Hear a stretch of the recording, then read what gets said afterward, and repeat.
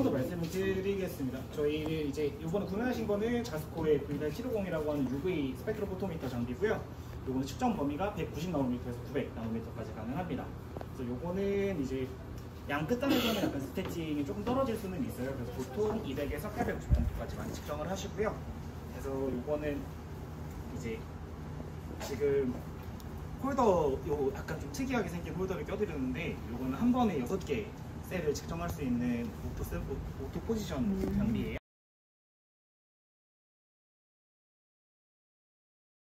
요거는 6 포지션 장비라고 해가지고 컨트롤러가 앞에 들어가 있기 때문에 선이 앞이랑 뒤랑, 그러니까 메인 기기랑 연결이 되어야 됩니다. 그래서 선이 연결되는 거는 무조건 이 액세서리를 교체를 하실 때 이 기기를 끄고 나서 교체를 해주셔야 돼요. 그냥 빼시면 보드가 타거든요. 그래서 요것만 조심해 주시고 항상 요거 액세서리 교체하실 때는 기기 끄고 진행해 주시는 게 좋습니다. 그래서 요거 만약에 장착하실 때는 여기 이 옥수선이라는 게 들어가는데 뒤쪽에 앞쪽에 이런 똑같은 커넥터가 있어요. 오른쪽 옆에 보시면은 장비 작동하는 버튼이 있거든요. 이거 눌러주시면 장비가 켜집니다. 켜지게 되면은 여기 빛이 들어오게 되고 깜빡깜빡거리고 이제 진행을 시작을 하거든요. 그러면은 이제 컴퓨터 쪽으로 가서 장비를 켠다고 해서 이제 바로 이제 이니셜라이징이라고 해서 이제 얘가 가동을 시작하는 게 아니고요. 이쪽에는 램프가 켜져야 돼요. 여기 램프가 두 가지 종류가 들어가 있는데 이제 UV 영역 그리고 비즈블 영역 담당하는 두 가지 종류의 램프가 들어가 있습니다. 얘네가 켜지고 나서부터가 안정화가 시작된다고 보시면 되는데 그렇게 되려면 프로그램을 켜서 인식을 서로 시켜줘야 됩니다. 그래서 프로그램에 들어가셔야 되는데 여기 보시면은 얘가 물결 모양의 스펙트라 매니저 2.5 버전이라고 하는 프로그램이 있어요. 그래서 간단하게 이거 더블 클릭해 주시면 이렇게 창이 나오시게 되고요. 보시면은 여기 그 스테이터스의 이니셜라이징이라고 노란색으로 나오실 거예요. 이거는 지금 나 가동하고 있다 라고 얘기를 해주는 거고요. 꺼져 있으면 하얀색으로 슬립 연결 안 됐다라고 나오고 사용이 가능해지고 램프가 켜지고 가동이 완료가 되면 초록색으로 아이들이라고 표시가 되실 거예요. 그럼 그 상태에서 사용을 하실 수 있는데 데이터가 흔들리고 할 수 있기 때문에 에너지값 때문에 그래서 이 부분 정도는 안정을 하고 하시는 게 결과 데이터 흔들림에는 조금 더 영향이 덜 하지 않을까 싶습니다. 지금처럼 보시면은 초록색으로 아이들이라고 표시가 바뀌었거든요. 이 상태로는 사용을 하실 수 있어요. 대신에 이제 좀 안정하고 하시는 게 좀 더 권장드리는 부분입니다.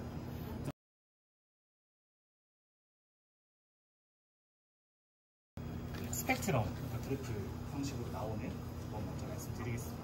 저희가 맨 처음에 들어가서 먼저 할 거는 이제 파라미터를 설정을 해야 됩니다. 측정할 때 어떤 조건으로 측정을 할 건지 설정을 해야 되기 때문에 여기 바깥에 파라미터라고 하는 버튼이 있어요. 그래서 이걸 눌러주시면은 이런 창이 나오시게 될 겁니다.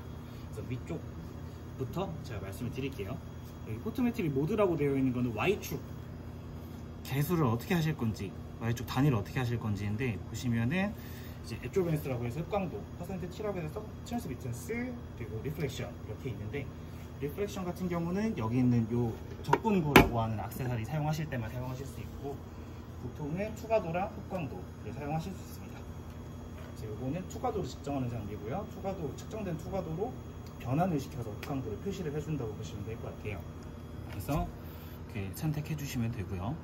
그리고 여기 밴드위드스라고 나와 있는 거가 있는데 요거는 빛에 조사되는 양이랑 좀 관련이 있거든요. 그거랑 레졸루션이랑 조금 관련이 있는데 요거는 일단 디폴트 값은 2나노미터로 이 장비를 사용을 하고 있습니다. 그래서 저거는 변경을 하게 되면은 조사되는 2나노미터가 디폴트 값이고 1로 줄어들면 그만큼 빛의 폭이 좁아지거든요. 그래서 에너지 값이 조금 낮아져요. 그래서 조금 더 자잘하게 찍을 수는 있는데 에너지 값이 낮아지니까 노이즈가 좀 심해져요. 그래서 너무 낮다고 좋은 것도 아니고 너무 높다고 좋은 것도 아닙니다. 그래서 일단 디폴트 값은 저건데 변환하시면서 찍으실 수는 있어요. 그래서 2로 디폴트로 쓰시면 될 것 같고 여기서 레스폰스라고 나와 있는 거는 여기 있는 디텍터의 반응 속도라고 보시면 되거든요. 저거를 너무 빠르게 하면 얘가 디텍터가 기본적으로 에너지 값이 이렇게 왔다 갔다 하거든요. 여기 다다다닥 찍어요. 그래서 그래프가 부드럽게 나오는 게 아니라 찌글찌글 나옵니다. 그래서 기본적으로 0.24에서 0.96 이렇게 두 가지 사용하시면 됩니다. 액상이라서 0.24 정도 사용하시면 좋을 것 같아요. 그리고 아래 스타트, 엔드라고 되어 있는 거는 장파장에서 단파장으로 범위 설정해 주시면 되는 거고요. 그리고 여기 데이터 인터벌은 말 그대로 내가 얼마마다 점을 찍어서 그래프를 연결할 거냐라는 걸 말하는 거고, 그리고 스캔 모드는 컨티뉴어스로 그냥 쓰시면 됩니다. 요거는 변경하실 일이 없어요. 그리고 스캔 스피드는 말 그대로 분당 얼마나 찍을 건지, 근데 보통은 400에서 1000 정도 측정 많이 하시거든요. 그렇게 하시면 될 것 같고요. 버티컬 스케일은 이제 측정하는 거에 따라서 얘가 따라갈 건지, Y축이 따라갈 건지 아니면 고정된 곳만 보실 건지 결정하실 수 있고, 여기는 사이클을 선택하실 수 있는데 한 번, 두 번, 세 번 이런 식으로 횟수 설정하실 수 있고요. 이런 식으로 하면은 너무 많이 쓰기는 했는데 지금 저게 체크가 되어 있는데, 원래 이제 몇 사이클 이렇게 추가를 하게 되면은 인터벌이라는 게 나오는데, 저건 측정하고 다음 측정까지 몇 초 간격을 둘 건지 하시는 거고요.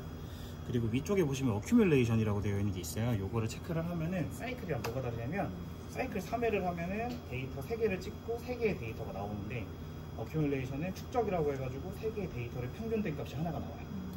네, 요거는 상황 따라서 쓰시면 좋을 것 같습니다. 커렉션 부분이라고 나오는데, 이제 논 베이스라인, 베이스라인 다크 이렇게 있습니다. 논은 보정을 안 할 거다 라는 거고, 보통 베이스라인으로 사용하시면 돼요.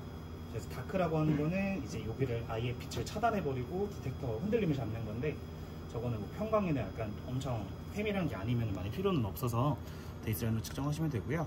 컨트롤 좀 들어가시면 여기 340이라고 하는 세팅 값이 있는데, 요거는 램프가 변경되는 구간이에요. 아까 제가 램프 2개 들어있다고 말씀드렸잖아요. 담당하는 구간이 달라요. 190에서 350까지는 디트룸 램프라고 하는 게 담당을 하고, 330에서 그 이후 파장 때는 할로겐 램프가 담당을 합니다. 그래서 겹치는 구간이 330, 350까지 있어서 그쪽 피크를 보고 싶으면 옮겨라 라고 하는 거예요. 그거를 우리가 다 이 나노미터 값마다 설정을 해야 되나요? 바꾸는 거를, 램프 바꾸는 거를? 램프 바꾸실 수 있고, 디폴트 값은 저거라서 저렇게 쓰셔도 되는데, 만약에 340에서 피크를 봐야 되면은 그때 변경이 되면 안 되니까 그거 그냥 그러면은 어떤 그 특정 이상의 가시광선 영역을 볼 때는 알아서 바꿔주는데, 그 겹치는 부분일 때는 우리가 정해줘야 된다는 말씀이세요? 기본적으로는 이게 여기 아래 보시면 라이트 소스가 오토로 세팅이 되어 있어요. 네네. 그래서 앰플을 하나씩만 쓰실 수는 있는데, 네. 보통은 이게 디폴트 값이에요. 두 개를 한꺼번에 쓰는 게. 근데 각자 담당하는 영역대가 다르고 각자 이제 세팅되는 그 정도가 다르다 보니까 이제 겹치는 구간이 변경될 수 있는 구간이 이렇게밖에 없는 거죠. 그러니까 여기서 그 램프 범위를 조정을 하실 수는 있는데, 네, 약간 좀 제한되게. 네네, 보통 오토로 쓰시면 돼요. 가장 보통이 중요하시긴 하니까 네, 보통 오토로 쓰시면 되고, 그리고 여기 아래 오토로 쓰시면 되고, 요거 필터 쪽은 스탑 스캔 쓰시면 되는데, 저건 무슨 말이냐면 여기 필터가 들어가 있어요. 빛이 나오는 쪽에. 그래서 측정할 때 측정되면서 빛이 들어가면서 필터가 돌아가냐, 아니면은 필터가 돌아갈 때는 측정을 멈추느냐인데, 저게 더 잘 나와요. 스탑 스캔이 좀 더 깔끔하게 나옵니다. 실외마다 조금 다르기는 한데, 여기 플로우 차트라고 하는 거는 측정 눌렀을 때 메시지 박스 같은 거 나오게 하는 건데, 거의 사용을 안 하시고요. 안 하시고 데이터 쪽 들어가시면은 이제 이 측정 파라미터에 대한 정보나 그런 것들을 작성하실 수 있고, 저장하시는 거나 그런 것들은 이제 제가 세팅을 다 해놔서 측정이 끝나면 아마 바로 이제 처리 프로세싱 쪽으로 넘어가실 거예요. 그거는 제가 일단 보여드릴게요. 일단은 여기까지 마무리고, 일단 한번 적용시켜 보겠습니다. 다 마무리 하시면은 세이브 버튼 눌러서 이제 저장해가지고 계속 동일한 거 사용하실 수도 있고요. OK 버튼 눌러서 바로 적용을 하셔도 상관은 없어요. 이렇게 적용을 하시게 되면은 이제 이미 측정 파라미터가 다 설정이 다 완료가 되신 거고,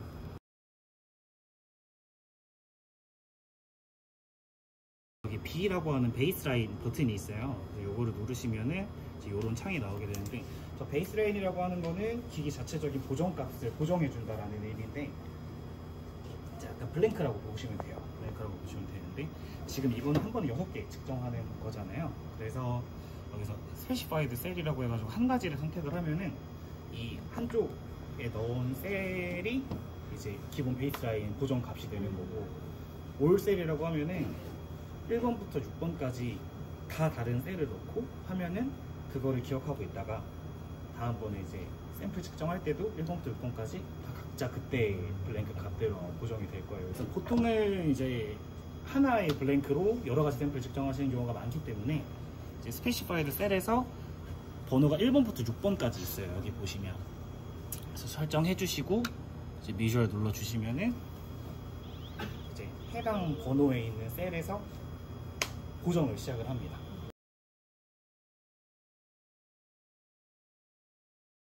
막 셀을 좀 오래 쓰시거나 그런 오염도가 다르다 보니까 좀 영향을 있을 수 있어서 그거 고정하실 때는 이제 블랭크 양쪽에 넣고 양쪽에 넣으신 다음에 고정을 하셔야 셀 값이랑 용매 값까지 같이 고정이 됩니다.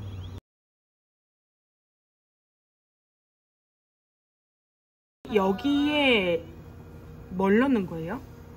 일단은 제가 말씀드린 거 이거 없는 상태로 쓰는 거 말씀드린 거예요. 지금은 그러니까 앞에만 쓰실 때 앞에만 쓰실 때 네네네. 그래서 요거랑 동일하게 쓰시려면 요거 앞에만 쓰시면 돼요. 네.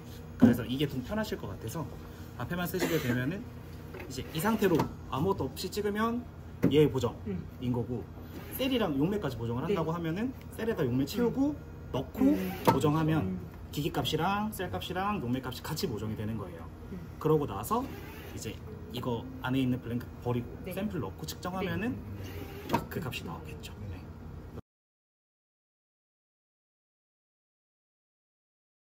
네. 뒤에는 이제 레퍼런스 사이드라고 해서 아까 말씀드렸던 것처럼 이제 두 개를 넣고 한 번에 측정을 할 수 있어요. 그러니까 앞 레퍼런스 쪽 이쪽에 블랭크를 넣고 이쪽에 샘플을 넣고 찍으면 자동으로 알아서 빠져서 계산이 되니까. 거죠. 네, 그러면은 여기에 그 보정되는 그 용매랑 이거를 같이 계속 넣고 여기를 측정하면 알아서 빼줘서 그 값이 여기 나온다는 그렇죠, 거죠. 그렇죠. 그게 더 좋을 것 같은데. 보정을 할 필요가 없는 거예요. 네, 그런 블랭크 측정하실 필요는 없는데 요거는 이제 어쨌든 만약에 셀을 여러 개 사용하시다 보면은 이쪽 오염값이랑 저쪽 오염값이 다를 수 있기 때문에 그래서 제가 넣고 보정하는 걸 말씀을 드렸던 거예요. 그럴 때는 똑같이 블랭크 양쪽에 다 채우시고 양쪽에 넣고 보정하면은 다 보정된 상태로 이제 측정이 조금 되시겠죠.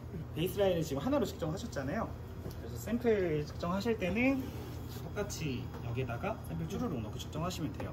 요거는 번호는 어떻게 확인하시냐면 여기 따로 써 있는 건 아니고 여기 왼쪽 아래쪽에 보시면 악세사리 인식이 되어 있어서 1번부터 6번까지 번호가 나와 있어요. 그래서 이쪽 샘플 1 되어 있는 거에서 하나 제가 눌러볼게요. 지금 움직입니다. 네, 이렇게 움직여요. 그래서 이쪽부터 우리 몸 쪽부터 얘 컨트롤러 쪽부터 1, 2, 3, 4, 5, 6번이라고 보시면 돼요. 그래서 그거에 맞춰서 넣으시고 측정하시면 되고. 거기 스티커 붙여놔도 되죠? 아, 그럼요. 빛만 안 막으시면 됩니다. 이게 빛이 이렇게 들어오거든요. 얘가 디텍팅을 하는 거라서 이쪽 가는 빛만 안 맞게끔만 붙여주시면 저는 상관없어요. 그래서 여기 샘플 넣고 측정해 주시면 되고, 샘플을 넣었다라고 하면은 이제 여기서 샘플 버튼을 누르실 수 있고, 그러면 여기서 몇 번 셀을 측정할 건지 나와요. 우리는 지금 하나의 블랭크를 넣고 6개 샘플 측정한다고 하면은 다 넣으신 다음에 1번부터 6번까지 다 체크하시면 돼요. 그래서 일단은 하나만 먼저 측정해 볼게요. 이렇게 측정 누르시면 고정된 값을 기반으로 이제 샘플이 측정이 되는 겁니다. 지금 이거는 어쨌든 아무것도 없는 상태에서 베이스라인 잡고 샘플 측정하는 거라 거의 아마 0에 가깝게 나올 거예요.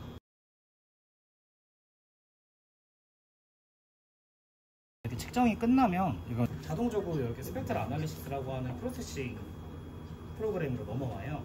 그래서 여기서는 어떤 걸 할 수 있는지 한번 보여드리려고 합니다.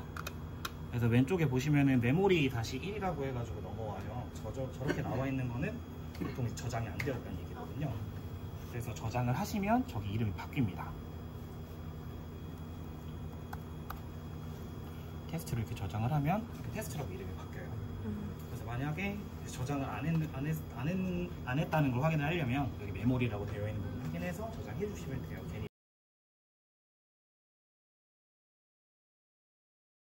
이 상태에서 뭐 피크를 찾으신다거나 그런 부분들을 제일 많이 사용을 하시거든요. 그런 것들은 이제 이쪽에 프로세싱이라는 탭에서 피크 프로세싱에 피크 파인드라고 하는 기능 들어가시면은 이렇게 창이 나오시게 되고, 왼쪽부터 설명을 드리면 이제 피크, 이제 위쪽 피크를 볼 건지 아래쪽 피크를 볼 건지 양쪽을 보실 건지 선택하실 수가 있고요. 그래서 노이즈 레벨이라고 하는 거는 저 수치보다 큰 수치에 있는 피크들을 잡겠다라는 거예요. 지금은 엄청 작으니까 이렇게 하면은 좀 잡힐 겁니다. 이렇게 좀 수치를 내리면 이제 그 위에 있는 것들이 다 잡혀요. 그래서 자동으로 잡으실 때는 이렇게 잡으시면 되고, 지금 이거 완전 노이즈라서 그런 거고, 아니면 수동으로 이렇게 선택하시고 선택하신 다음에 오른쪽에 Add라고 있을 텐데 이거 눌러주시면은 이렇게 수동으로 추가해 주실 수도 있어요. 그래서 이 값들을 이제 적용을 해서 그래프 위에 표시를 시키실 수도 있고, 만약에 X축 값이나 Y축 값을 약간 이렇게 목록으로 보고 싶다고 하시면 이쪽에서 프린트를 눌러주시면 여기 넘버링이 붙고요. 그 다음에 이렇게 X축, Y축 값이 나와요. 이렇게 PDF로 가져가셔도 되고, 아니면은 아예 그래프 자체를 가져가셔도 상관이 없거든요. 그래서 이런 식으로 운영 가능하시고요.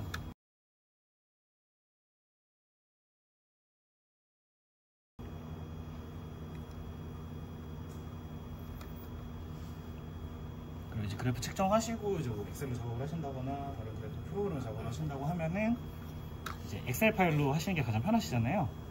왼쪽에 파일에 이제 엑스포트라고 되어 있는 게 있습니다. 그래서 여기서 경로 설정해가지고 하시면 저장이 가능하시고, 이제 아스키 파일이라고 해서 텍스트 파일이랑 CSV 파일로 변환해가지고 가져가실 수 있습니다. 그래서 저렇게 되면은 X축, Y축 값이 같이 넘어가기 때문에 그걸로 이제 작업하시거나 이제 추후 처리하실 때 이렇게 진행도 가능하실 것 같아요. 그래서 많이 보시는 거는 보통 이 정도.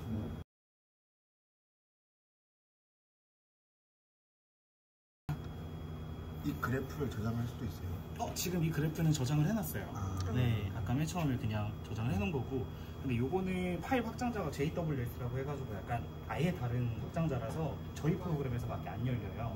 그래서 프린트 PDF로 해가지고 받아 놓으시거나 아니면은 이제 아까 말씀드린 것처럼 엑스포트로 해가지고 빼놓으시면은 이렇게 해서 보실 수 있으니까 그런 식으로 운영하시면 좋지 않을까 싶어요.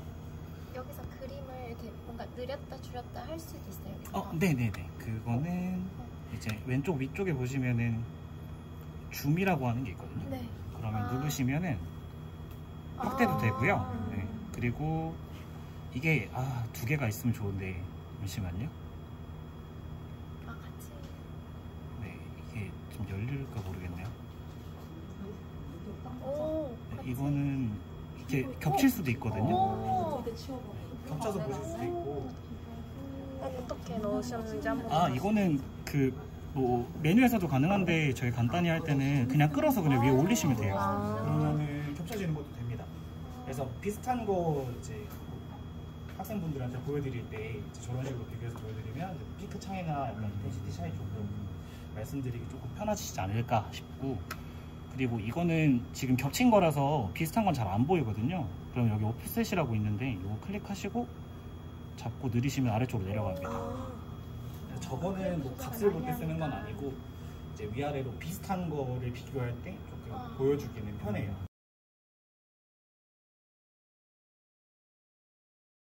아까 말했듯이 약간 액체랑 파우더일 때랑 찍는 법은 똑같은 거고 셀만 좀 다른 거예요? 네네. 그거는 제가 저거 하면서 말씀을 드릴 건데 액상을 쓰실 때는 투과가 돼서 보통 투과로 측정을 하시게 될 거고, 파우더는 투과가 안 되잖아요. 그래서 저희가 반사법을 써야 돼요. 그래서 반사법 쓰는 거는 홀더가 조금 달라요.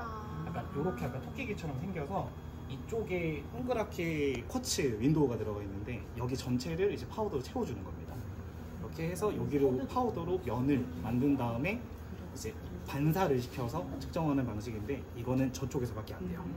요거는 무조건 액상셀만 가능하시다고 보시면 됩니다. 그래서 요거는 픽스드 웨이브렉스라고 해서 고정된 한 파장 보실 때는 이쪽으로 들어오시면 돼요. 그래서 이렇게 들어오시면은 아까 했던 것처럼 똑같이 파라미터 버튼 찾아서 눌러주시고 파라미터 세팅을 해주시면 됩니다. 그래서 위쪽에 포토메트릭 모드는 아까랑 동일하고요. 그리고 레스폰스도 아까랑 동일합니다. 그래서 요거는 만져보시면서 조금 해보시는 게 조금 다 가장 좋기는 해요. 노이즈 동일하고요. 여기 설정하는 파장이 있는데 파장 여러 개도 가능해요. 여러 개도 가능한데 이제 블랭크 값을 보신다고 하면 하나씩 보시는 게 좋고, 그게 아니라고 하고 샘플 값만 보신다고 하면 여러 개 하셔도 상관없어요. 8개도 되고 많이 되거든요. 요거는 편하신 대로 추가해서 하실 수 있고요. 이런 식으로 추가하면은 추가가 가능합니다. 사이클도 동일한데 요건 한번 보여드릴게요.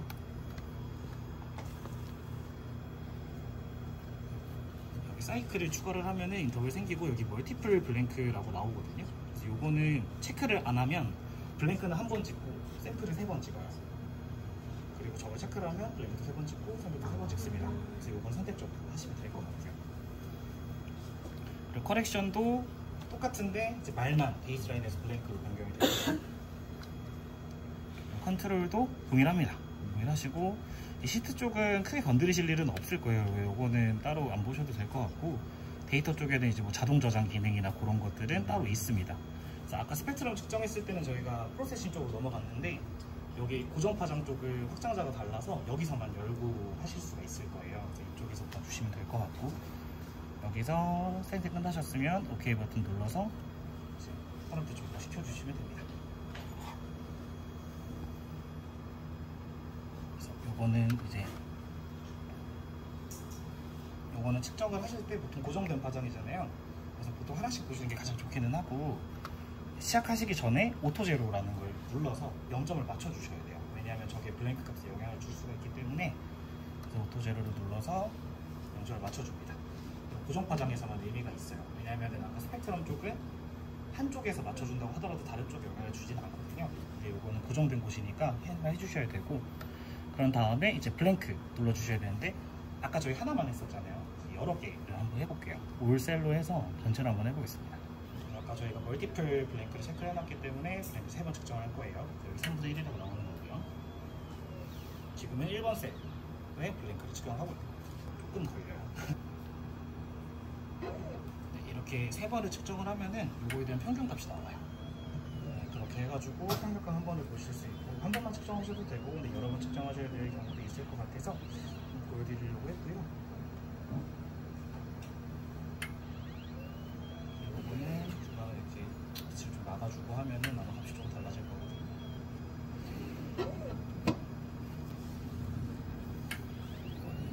너무 오래 걸려서 보시면은 지금 블랭크 값이 서로 다르잖아요. 그래서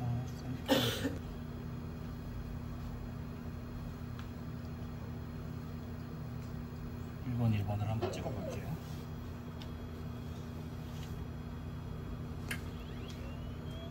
요거 측정하시는 거는 아까랑 동일해요. 블랭크 값 측정 눌렀을 때 이제 뭐 하나를 찍을 건지 아니면 전체 블랭크를 측정을 할 건지 나오고요.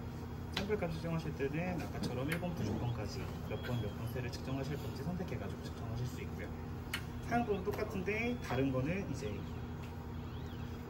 범위를 측정을 하는 거냐 아니면 특정 부분만 측정을 하는 거냐 범위 다른 거라서.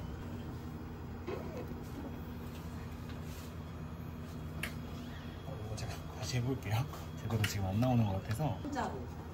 그래서 아마 셀이 여러 개 있고. 이거 다시 들어가 볼게요.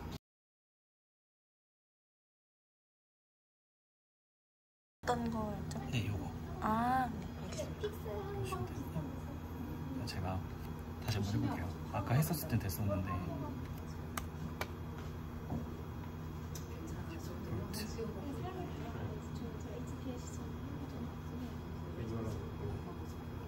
그때 지금 들어도 잘 해봐요.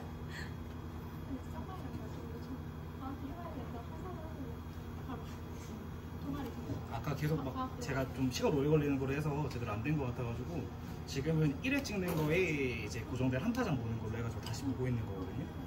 그래서 중간에 제가 열어가지고 값 다르게 한 다음에 샘플 값 어떻게 나오는지 한번 보여드릴게요. 그래서 이거는 한번 해보시고 만약에 좀 맞다 싶으시면 이렇게 활용하셔도 될 것 같아서.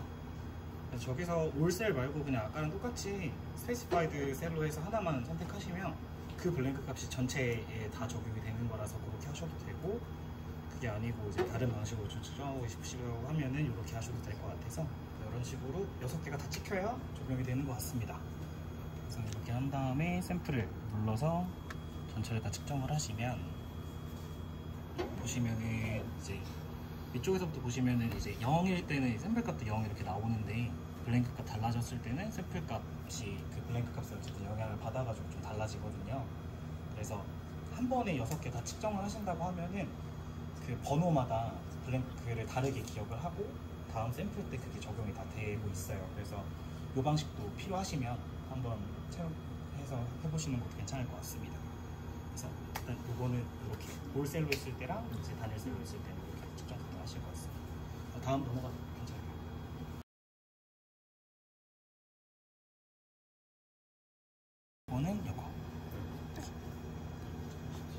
큐레이티브 비주얼먼트.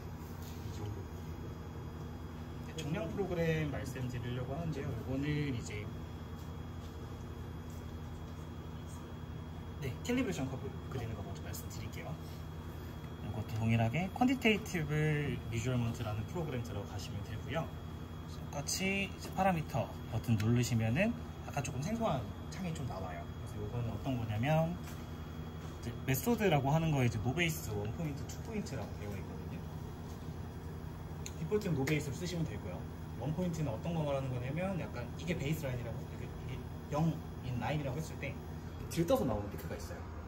그럴 때는 이만큼이 약간 좀 더 오버해서 측정이 되잖아요. 그래서 이쪽 한 점을 찍고 이 값만큼 보정을 해주는 게 1포인트라고 하는 베이스고, 그리고 2포인트 베이스는 이렇게 기울어져서 나왔을 때, 기울어져서 이런 식으로 피크가 나왔을 때 우리 위에 있는 값만 필요한데 들뜬 값이 필요 없으니까 양쪽 숄더를 잡고서 고정을 해주는 건데, UV는 보통 노 베이스로 하시고 IR 같은 거는 베이스, 그래서 2포인트로 해가지고 하시거든요. 그래서 노 베이스를 측정하시면 되고, 여기 나오는 피크는 내가 어느 지점의 피크로 볼 건지, 어느 지점의 범위로 볼 건지를 결정을 하시면 되고, 밴드위드스랑 레스폰스는 동일하게 봐주시면 될 것 같고요. 캘리브레이션 그래프라고 되어 있는 게 있는데, 요거는 종류가 엄청 많아요.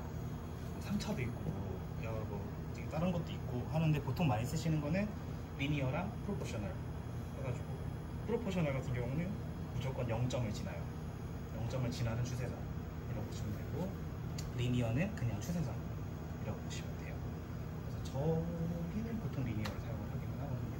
그래서 리니어 사용해서 이제 캘리브레이션 커브 그리실 수 있고, 아래쪽에 보시면은 이제 내가 만약에 캘리브레이션 커브 칙을 알고 있다고 하면 저기다 집어넣고서 하실 수 있어요. 그거는 활용하시는 거에 따라 다르고, 맨 아래쪽 보시면은 단위가 있는데 좀 제한적으로 있기는 하거든요. 그래서 저건 낮춰가지고 단위만 맞춰서 해주시면 좋을 것 같아요. 저희는 보통 ppm으로 진행을 하고 있고요. 커렉션 부분은 이제 아까랑 동일합니다.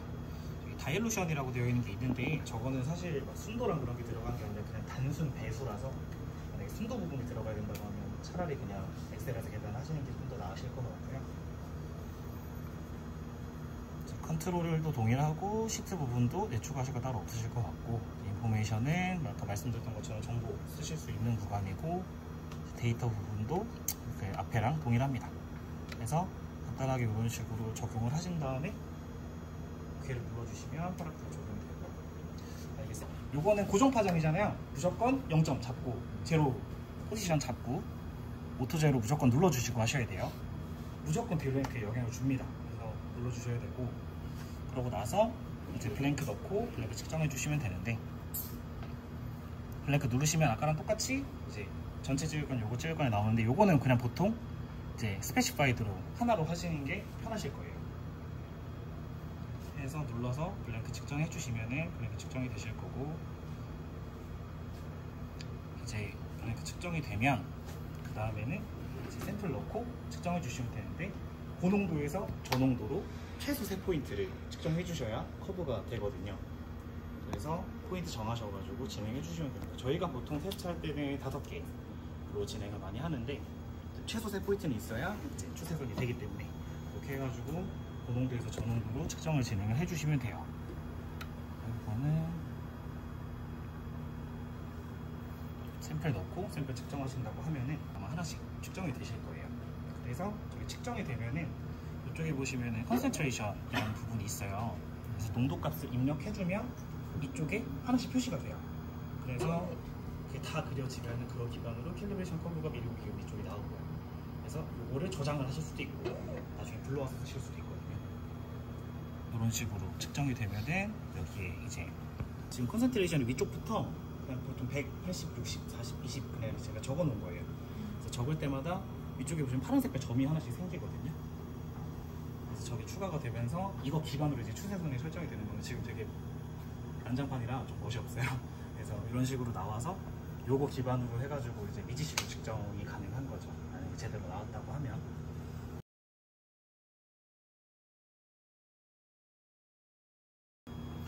이거는 지금 아직 측정된 데이터가 아니라 파라미터 취급을 해서 왼쪽 위에 파일에 이제 세이브 파라미터라는 거에 캘리브레이션 커브라고 하는 게 있어요. 요거 눌러주시면은 이제 캘리브레이션 커브를 따로 저장을 하실 수가 있거든요. 그래서 요것도 내용 간단하게 저기 써 있으니까 걱정 안 하셔도 됩니다. 이렇게 하시고 만약에 나중에 불러오신다고 하면은 파라미터라고 했으니까 오픈 파라미터 쪽에 가셔서 캘리브레이션 커브 쪽으로 들어가셔서 오픈 눌러주시면 이제 그때 당시에 측정했었던 블랭크 데이터까지 같이 넘어오거든요. 그래서 바로 미지시로 넣고 측정해 주시면 돼요. 이렇게 넘어오면은 미지시로 넣고 만약에 내가 샘플을 측정을 한다.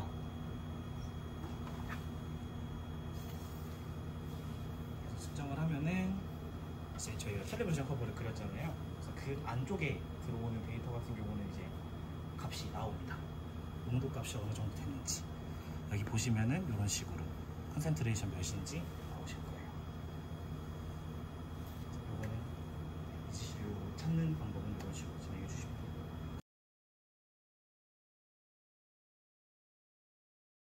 기계랑 컴퓨터 연결이 안 되었을 경우 좋지. 이거는 처음부터 안 되었을 경우가 발생해요. 하면 저희가 껐다 켜고 막 그러거든요. 만약에 기계 연결이 안 되면요. 그런 경우는 잘 발생하지. 네, 그렇죠. 보통은 안 그러긴 하는데 있는 경우도 있어요. 있을 때는 보통 선 한 번씩 다 꽂아 주시는 게 좋고요. 보통 접촉 물량이 많아요. 그리고 케이블은 프린트 케이블 있죠. 프린트랑 PC랑 연결한 케이블이랑 똑같아요. 기기랑 PC랑 연결한 케이블이 어쨌든 통신 케이블이라서 그래서 그거 선 바꿔보시는 거랑 이제 가끔 이제 드라이버나 그런 거 충돌이 날 수 있어서 PC랑 기기 다시 한 번 더 양쪽 다 세팅해 주시면 보통은 다 해결이 됩니다. 이거는 껐다 켜실 때 좀 주의하셔야 되는 게 저희가 끄면 보통 잔류 전기가 남아 있어요. 근데 그 상태에서 다시 켜면 안 좋아요. 그러니까 저희가 장난하면 이제 불 막 다다다다다 켜잖아요. 큰일 납니다. 이거 바로 나가요.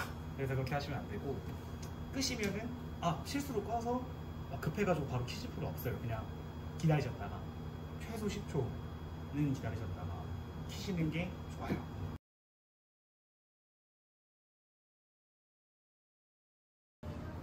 선 여기 앞쪽에서 빼주시고 여기 보시면은 양쪽에 두 개 로고 보이시나요? 양쪽에 나사가 두 개가 있어요. 이쪽에 계신 분들은 여기 아래쪽에 나사가 두 개가 있거든요. 얘로 홀더가 고정이 되는 거예요. 혹시 보이실지 모르겠는데 진짜 두 개. 네네네, 이걸로 고정이 되는 거라서 이거 이렇게 풀어주시면 됩니다. 네. 그래서 풀어주시면 되고 이게 가끔 이제 뭐 액세서리를 인식 못했다, 뭐가 변경됐다 하는 경우가 있어요. 그건 왜 그러냐면 얘가 인식하는 칩이거든요. 근데 이게 여기랑 맞닿아야 돼요. 근데 이게 가끔 이제 제대로 안 넣으면은 이게 떨어져 있는 경우가 있어서 저희가 이거를 뚜껑을 이렇게 닫잖아요. 이렇게 닫잖아요. 그럼 밀려서 빠져요. 그러면 이게 떨어집니다. 그럼 측정하고 있던 데이터가 날아가요.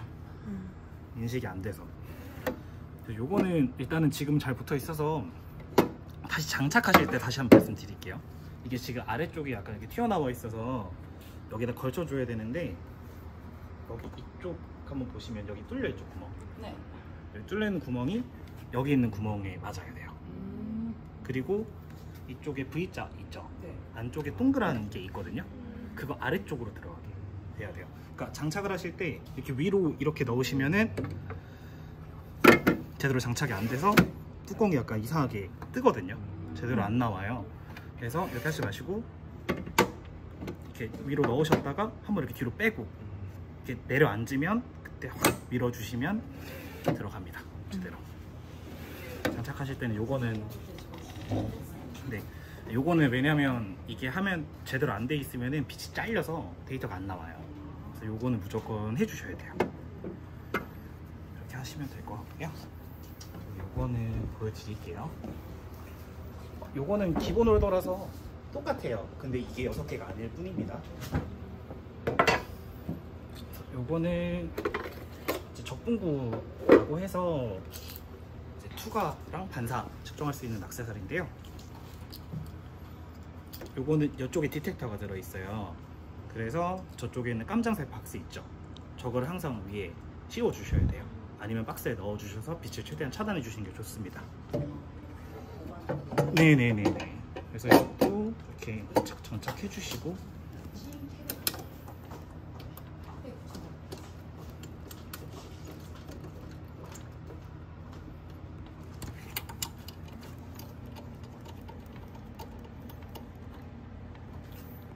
고정해 주시고 닫아 주신 다음에 여기 있는 선을 여기에다가 꽂아 주셔야 돼요. 옆에 또 커넥터가 있어요. 그래서 이거를 연결을 해 주셔야 이제 디텍터 인식이 되기 때문에 꾹까지 넣어 주시고, 양쪽에 고정하는 나사가 있거든요. 그래서 이거 돌려서 고정해 주셔서 안 빠지게끔 해 주시면 좋아요. 측정 중에 얘가 빠지면 장비가 나갑니다. 그래서 조심해 주셔야 돼요. 전기가 통하고 있는 거기 때문에. 그래서 이렇게 다 장착이 됐다, 다 들어갔다고 하면은 그때 장비 켜주시면 됩니다.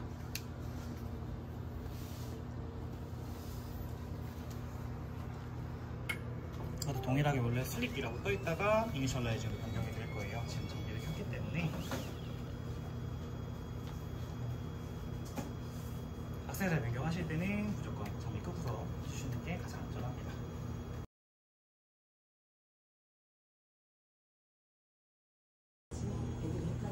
요거는 다른 액세서리라 측정하는 방식이 조금 다릅니다. 그래서 이거는 간단하게 파라미터라는 걸 설명드리고 안쪽 보여드리고 그렇게 좀 진행을 하겠습니다.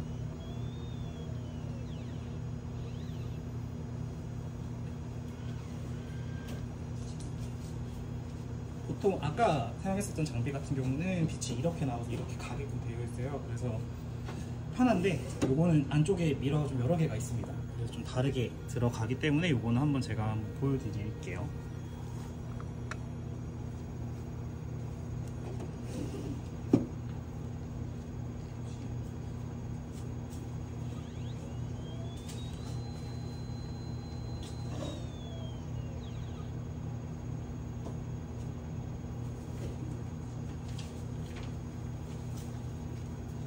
잠깐 혹시 집어도 될까요? 괜찮아요. 그러면은 혹시 이쪽 와서 보시겠어요? 빛이 저렇게, 저희 옵티컬 패스라는 기능인데 빛이 어떻게 들어오는지 볼 수가 있거든요. 이렇게 빛이 나오고, 이거 봐주세요. 이렇게 빛이 나와요. 양쪽으로 둘 다 나오고 있는 거거든요. 보시면 여기도 끝이 나오고 있는 거예요. 아이고.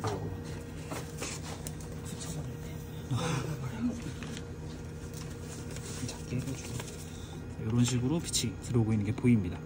그래서 이게 빛이 좀 커요. 그래서 아까 Y자셀 보여주셨는데 이렇게 되면은 여기 빛이 봐주시겠어요?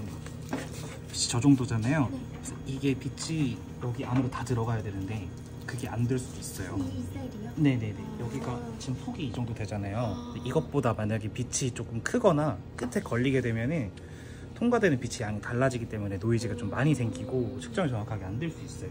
그래서 이 장비 사용하실 때는 웬만하면 큰 거를 사용하시는 게 좋고, 근데 이제 저희가 다른 장비 사용할 때는 아까 밴드위드스 제가 말씀드렸죠. 디폴트 값이 2였다고. 이거는 이제 미러를 여러 번 통과하기 때문에 디폴트 값이 5예요. 밴드위드스가. 그래서 좀 더 커요.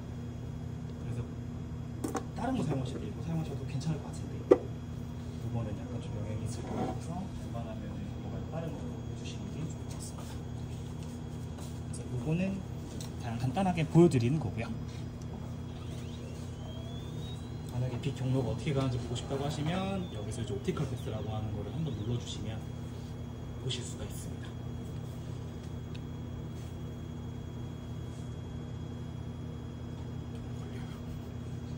그리고 파라미터 쪽 보여드릴게요.